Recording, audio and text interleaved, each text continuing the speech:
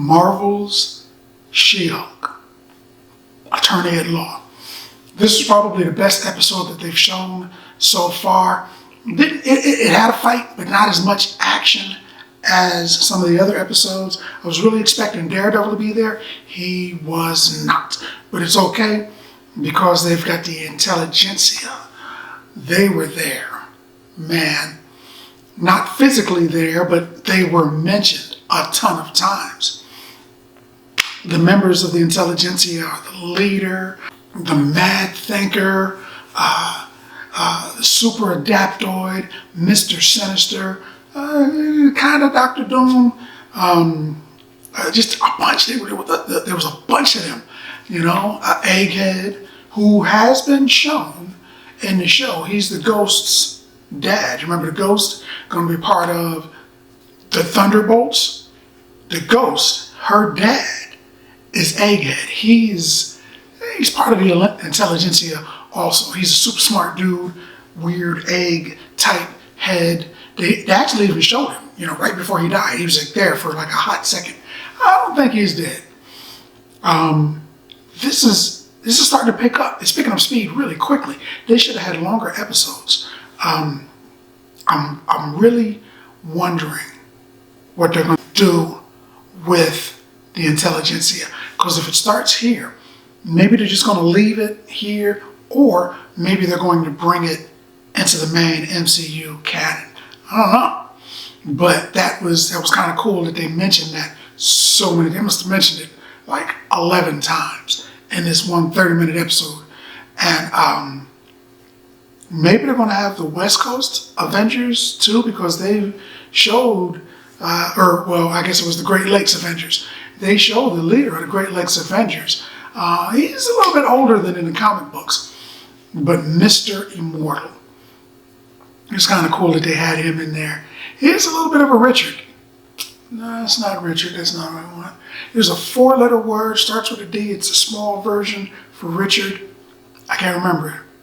But he was a little bit of a Richard in this show. I mean, he's immortal.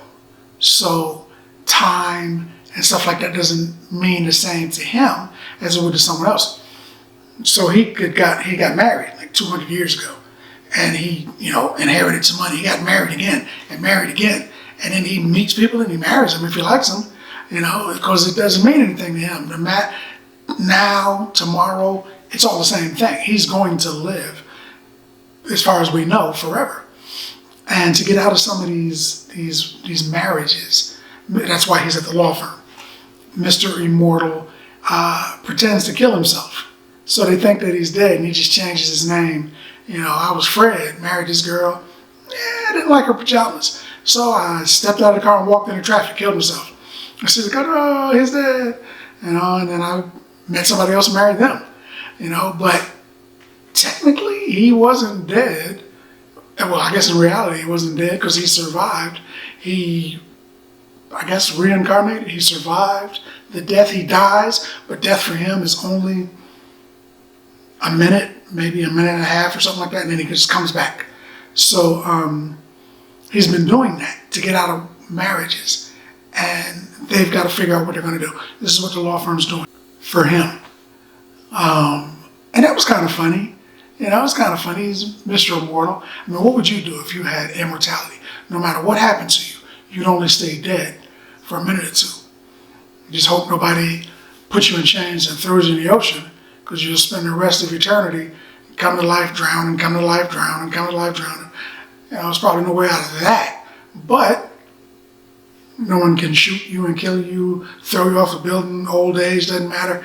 That's kind of cool. That's basically his one power. He was immortal. It's kind of cool that they had him. Looks like Jen has a new love interest. It also looks like one of her law firm rivals might be after her paralegal, because she's good. She's really, really good. And the girl noticed and she opened up to her. So I'm thinking she's going to want to take Jen's paralegal, leave her by herself. This is where the rivalry comes, because they got a rivalry in the comic books. So I'm thinking this is where the rivalry is going to come from. This is where it's coming from. I get it. This was a good episode. Jen and Titania, they have another fight. Titania appears to be stronger than her first fight, or she wasn't trying that hard, or maybe Jen, that first punch was a sucker punch, she wasn't expecting it. But she gave her a fight this time.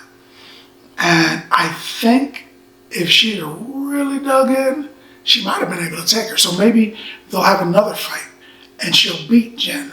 And, they've got this rivalry. Jen doesn't want the rivalry. The She-Hulk doesn't want the rivalry.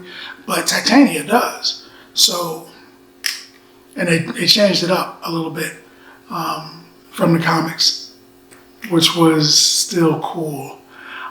There's a lot of moving parts, and there's a lot of things that they're going to have to touch on. But they've done it with a few of their Disney Plus episodes so far for the other series. They opened up a lot of doors, and they didn't close all of them. Left them open. Probably in the actual larger MCU, they'll get to them.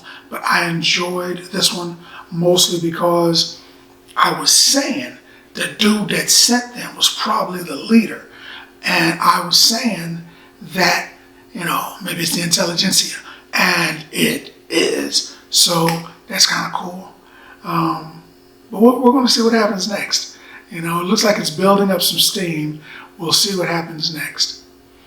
I would give this episode of the She-Hulk, and maybe add it to the whole series so far,